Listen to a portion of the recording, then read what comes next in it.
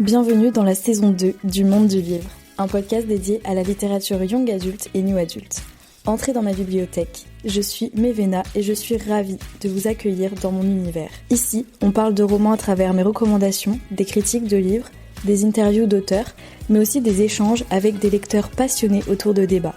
Alors installez-vous confortablement et plongeons ensemble dans mon monde rempli de livres.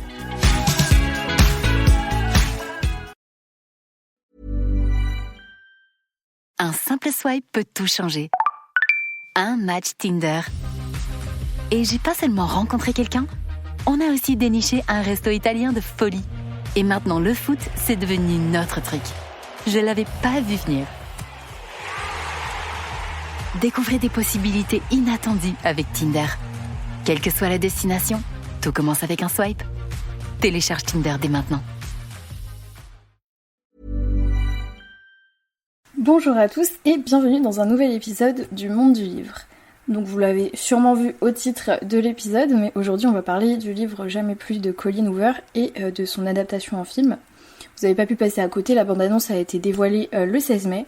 J'aurais d'ailleurs voulu vous en parler dans l'épisode de la semaine dernière, mais je n'ai pas pu publier en raison de problèmes personnels. Donc petit disclaimer, comme pour l'épisode de November Night, je vais essayer de vous donner mon avis honnête en essayant de séparer vraiment le livre des polémiques sur l'autrice, même si j'en parlerai dans une partie parce que ça a bien évidemment eu un impact sur l'image du roman, mais aussi sur donc la bande-annonce et le film.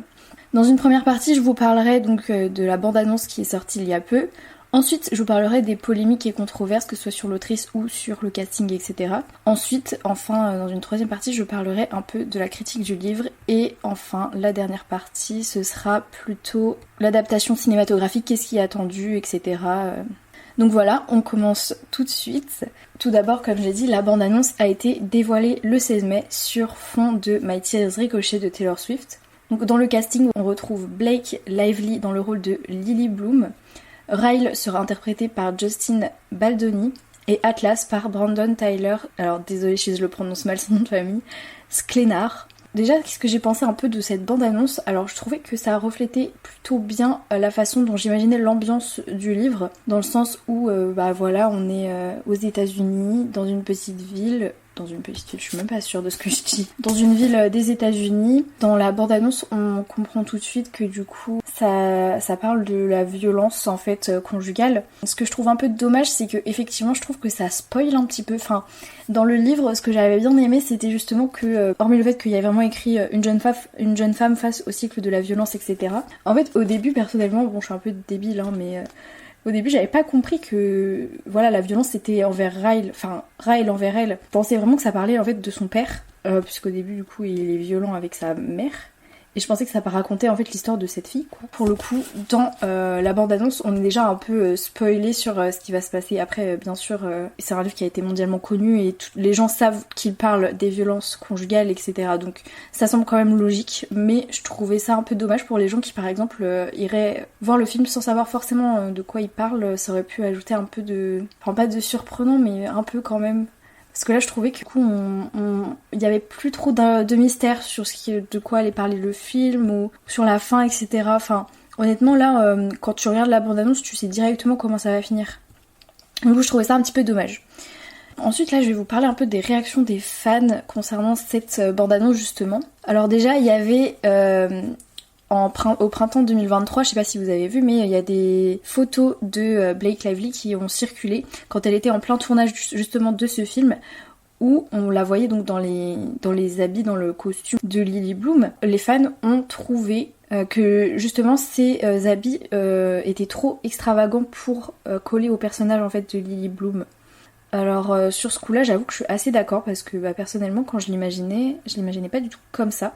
Déjà, je l'imaginais pas avoir l'âge que Blake a quand elle tourne le film. Mais effectivement, les vêtements font un petit peu extravagants, ouais. Alors que pour moi, Lily, je la voyais plutôt comme une femme propre sur elle, qui tient sa boutique de fleurs un peu. Pas trop dans ce style-là, je l'avoue. Je pense que c'est chacun ses interprétations et si le réalisateur a jugé bon de l'interpréter comme ça, je peut pas lui en vouloir, à vrai dire. Alors maintenant, on va parler des polémiques et controverses. Déjà, on va parler des controverses qui entourent Colleen Hoover. Donc déjà, faut savoir que concernant ce livre, il y a eu une tentative de commercialisation d'un livre de coloriage, donc pour les enfants, sur les violences domestiques, et les gens avaient trouvé ça un petit peu moyen. Voilà.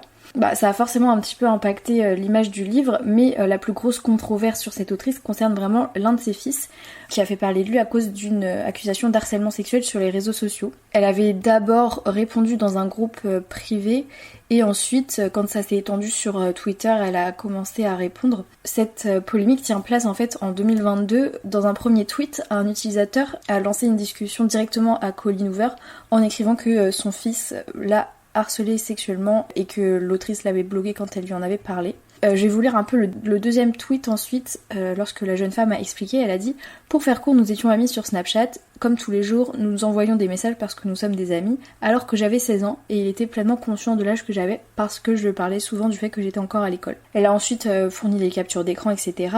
Et donc il faut savoir que le fils de Colleen Hoover qui est concerné s'appelle Levi et c'est un adulte de 21 ans. Sachant que la jeune fille en avait 16. Il lui aurait également demandé en fait des photos intimes. Voilà, c'est ça qui a fait polémique. Mais donc en novembre de la même année, sachant que les faits ont lieu en février, donc elle a répondu en novembre, elle a publié, donc Colleen Hoover a publié sur son Twitter que... je vais vous le lire en fait le tweet. Elle a mis « Les choses qui sont dites sur mon fils ne sont pas exactes. Les gens disent que j'ai bloqué une fille qui m'a dit que mon fils l'avait agressé sexuellement à l'âge de 16 ans. Cela ne s'est absolument pas passé comme ça. Mon fils et une fille ont été amis en ligne pendant plusieurs mois, ils ne se sont jamais rencontrés en personne. Il lui a dit quelque chose dans un message qui l'a mis mal à l'aise, il lui a demandé d'envoyer une photo. Alors, elle m'a envoyé un message à ce sujet, je n'ai pas lu ce message, mais elle a cru que je l'avais lu, et le fait que je n'ai pas répondu l'a naturellement bouleversée. Elle a ensuite publié sur Twitter que mon fils lui avait demandé une photo. Dès que j'ai découvert cette histoire il y a plusieurs mois, je l'ai contacté. Bon voilà, après elle dit que elles ont discuté un peu de ce qui s'est passé, et qu'elle a discuté avec elle en fait tout simplement. Donc après voilà, bien sûr je vais essayer de... Je donnerai pas mon avis sur cette polémique nécessairement, mais faites-vous votre propre avis avec ces éléments. Aussi donc Jamais plus, il a été concerné par des polémiques au niveau de ce qui est de la représentation des violences conjugales. Il y a certaines critiques qui vraiment ont accusé ce roman de romantiser les violences conjugales. Alors c'est sûr que c'est un sujet assez touchy à manier. Je pense que j'en parlerai plus dans la critique du livre qui est juste après. Je peux comprendre ce point de vue-là. Et après, je trouve que c'est déjà assez... Enfin, il n'y a pas tant que ça de livres qui ont été autant connus, qui traitent vraiment de ce thème des violences conjugales. En tout cas, je n'en connais pas personnellement. Et je trouve que c'est quand même important d'en parler. Qu'on le veuille ou non, ce livre, il a rencontré un succès et mine de rien, ça a quand même fait parler du coup du fait des violences conjugales.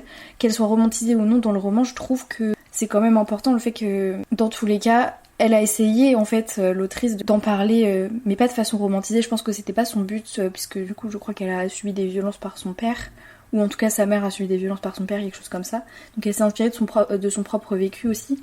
Et je pense que non, c'est pas quelque chose... Je pense pas que ce soit quelque chose qu'elle ait voulu faire, en tout cas romantiser les violences conjugales. Pour moi c'était vraiment son objectif de les dénoncer plutôt. Après je suis pas dans sa tête bien sûr, mais moi je voyais plus ça comme ça, j'avoue.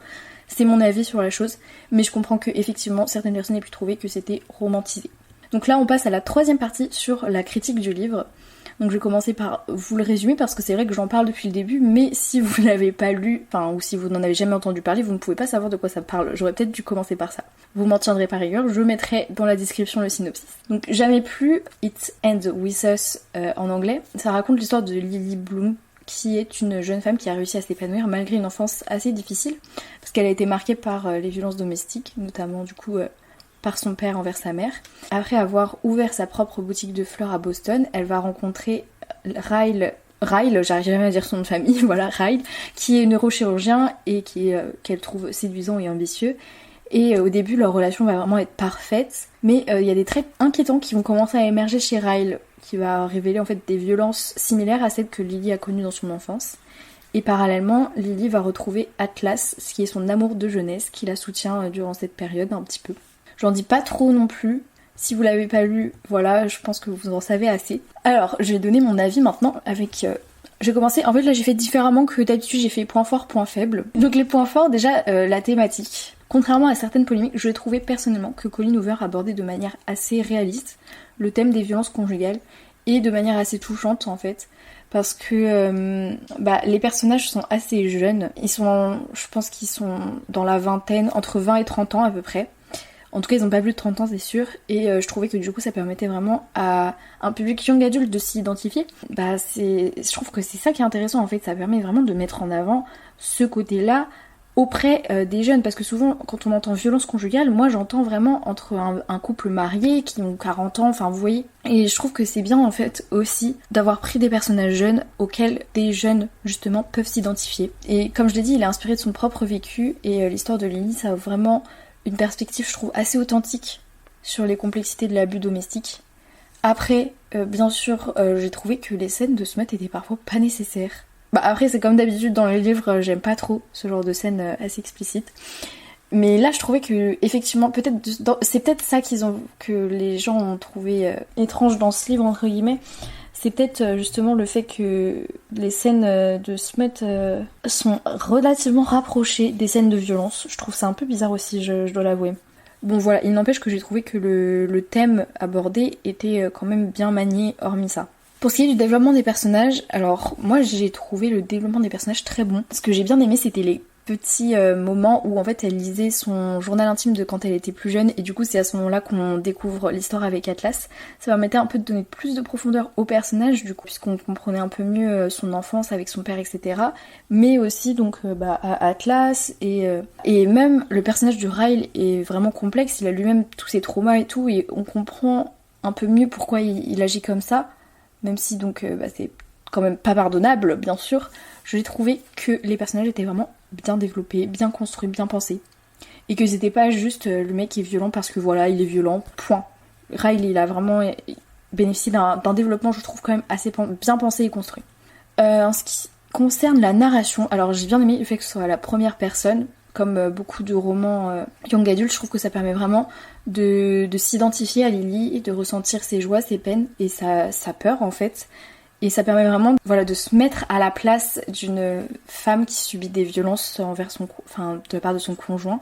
Et je trouve que ça, c'est vraiment quelque chose d'important. Aussi, comme je l'ai dit, j'ai bien aimé les petits journaux intimes que Lily elle adresse à Hélène, je sais jamais prononcer son nom de famille, Hélène Dégénérès, je suis pas sûre que ce soit comme ça, qui ajoute une petite touche plus personnelle à l'histoire, je trouvais, et un peu unique. Je trouve ça marrant qu'elle ait pensé à ça, l'autrice, pour écrire son journal. Je trouve que ça rajoute du réalisme en fait, plutôt que simplement de lire un journal intime. Je trouvais ça plus personnel quoi. Aussi, j'ai bien aimé le fait que ça tombe pas trop dans la caricature, parce que justement elle montre les dilemmes, les justifications, en fait le côté où en fait tu aimes la personne et du coup tu veux rester, mais d'un autre côté elle te fait du mal. Je pense que ça c'est un des gros points forts du livre, c'est qu'il met vraiment en avant ce côté là, parce que c'est vrai que souvent on se dit pourquoi elle est pas partie, et là on a vraiment possibilité de s'identifier au personnage et de comprendre en fait que c'est parce que malgré tout l'amour est quand même là et qu'on n'a pas envie forcément de quitter la personne. Et ça je trouvais ça vraiment beau et intéressant. Maintenant, les petits points faibles quand même. Comme j'ai dit, il y a certaines critiques qui ont dit que malgré ces bandes d'attention, ça peut parfois donner l'impression que ça romantise la violence domestique. Surtout en raison de la nature vraiment passionnelle entre du coup la relation entre Lily et Ryle. Je peux comprendre. Après moi je n'ai pas trouvé que ça romantisait, je trouvais que quand même ça permettait en fait d'alerter sur ce sujet. Et je comprends en même temps parce que du coup ça peut peut-être... Après c'est vraiment pas au même niveau pour moi que de la dark romance, parce que l'objectif c'est pas du tout de rendre ça romantique et séduisant en fait. Pour moi je vois plutôt ça comme même s'il y a de l'amour, ça peut arriver. Si ça arrive, on peut ne pas vouloir partir parce qu'il y a de l'amour justement. Enfin je sais pas, mais moi j'ai trouvé que ça soulignait beaucoup plus tout ce qui était dilemme de ce style-là que par exemple la dark romance qui elles font en sorte que les jeunes femmes tombent amoureuses de personnages violents. Enfin je sais pas, mais ça c'est mon avis après. Aussi le rythme parfois était un peu plus inégal. Enfin ça semble logique, mais moi j'ai bien aimé quand même. Enfin honnêtement je l'ai lu assez vite aussi, je pense qu'en une journée je l'ai lu. Mais il y avait certains passages qui étaient plus doux et plus lents que d'autres. Et moi ça me dérange pas ce genre de livre, c'est juste pour prévenir pour les gens si ça les embête. Voilà. Ça c'est par contre c'est dommage parce que il y avait le personnage d'Alyssa, donc la sœur de Ryle, que j'adorais, elle avait l'air trop gentille et je pensais qu'elle allait être plus développée que ça par exemple, et pas tant. Non, elle a pas, même carrément pas, elle a pas été développée plus que ça et je trouvais ça dommage. Voilà, je vais pas en dire plus parce que sinon l'épisode va être beaucoup trop long. Et du coup je vais vous parler un petit peu de l'impact et de la réception qu'a eu ce livre. Donc déjà il a eu un impact significatif sur les lecteurs. Et surtout, comme je l'ai dit, ce livre il a été beaucoup médiatisé sur le BookTok. Il a été beaucoup discuté, recommandé, etc. Et il a sensibilisé de nombreux lecteurs aux réalités des violences domestiques. Et c'est ça qu'on aime l'autrice ou qu'on l'aime pas, je pense qu'on peut quand même le souligner. Elle a réussi à faire en sorte que les gens en fait s'identifient aux personnages et comprennent les dilemmes auxquels les personnes victimes de violences conjugales peuvent être soumis. Enfin, je l'ai déjà expliqué, mais vraiment, ça, on peut quand même reconnaître ça à Colleen Hoover, malgré les polémiques qui la touchent. En ce qui concerne l'adaptation cinématographique, je vais vous parler un peu de l'attente des fans. Donc, il y a quand même, comme je l'ai dit, il y a une certaine crainte concernant la fidélité de l'adaptation à l'esprit du livre. Honnêtement, quand j'ai vu le casting, je pense que j'ai eu la même réaction de tout le monde. Je m'étais pas du tout imaginé les personnages comme ça. Déjà, pour moi, Lily Bloom, elle parle de la fac, etc. Pour moi, elle a genre 26 ans, 28 ans. Je pense qu'elle le dit dans le livre. Et Blake Lively, elle a plutôt la quarantaine, 35-40 ans quoi. Et ça je trouvais ça dommage parce que du coup je trouve personnellement c'était un des aspects que j'avais beaucoup aimé, le fait qu'on pouvait s'attacher à elle, une personne jeune pouvait s'identifier à elle et comprendre que les violences conjugales ça touche pas que les personnes qui ont plus de 35 ans et qui sont mariées, etc. Voilà, j'ai trouvé un peu dommage que les personnages, pas que Blake, hein, tous... ils ont tous à peu près ces tranches d'âge-là, et moi j'aurais peut-être préféré que les acteurs soient un peu plus jeunes. Pas de beaucoup, hein, vraiment juste 28 ans, 26 ans. Le problème c'est que c'est vrai que ce genre d'acteurs sont plus utilisés dans des films pour adolescents, etc. Et comme ça parle des violences domestiques, c'est vrai que... Enfin, faut pas non plus que ça attire un public trop jeune, je suppose. Après, je sais pas du tout comment ça a été réfléchi, mais voilà, pour moi, j'imaginais pas du tout les personnages comme ça et j'ai un peu été déçue. Après, pour ce qui est des éléments un peu à surveiller, faudra regarder, je pense, comment le film abordera les scènes de violence domestique pour voir si, justement, ça paraît pas trop romantisé, comme ce qui a été reproché, en fait, au livre. Ouais, faudra voir aussi comment ils mettent en scène tout ça. Je suis curieuse, je pense que je regarderai le film. Mais bon voilà. Après personnellement ce que j'attends du film, j'attends pas grand chose du film finalement. Je suis pas déçue de la bande-annonce honnêtement. Je suis même plus rassurée en ayant vu la bande-annonce qu'en ayant vu les photos de l'année dernière qui ont circulé où on voyait que vraiment elle était habillée de façon excentrique. Parce que là du coup dans la bande-annonce ses tenues semblaient normales. Donc ça c'est bien. J'ai pas d'autres attentes. Je pense que je regarderai le film en ayant pas trop d'attentes. Comme ça je ne serai ni déçue et... je pourrais même peut-être être surprise. Donc n'hésitez pas à me dire ce que vous avez pensé de la bande-annonce, mais aussi du livre. Hein. Mais dites-le moi sur Instagram ou si vous écoutez sur Apple Podcast, dites-le moi dans un petit avis rédigé, ça m'irait. Voilà, bah écoutez, c'est la fin de cet épisode.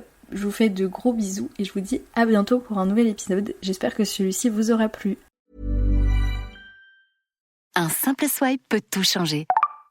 Un match Tinder. Et j'ai pas seulement rencontré quelqu'un, on a aussi déniché un resto italien de folie. Et maintenant le foot, c'est devenu notre truc. Je l'avais pas vu venir. Découvrez des possibilités inattendues avec Tinder. Quelle que soit la destination, tout commence avec un swipe. Télécharge Tinder dès maintenant.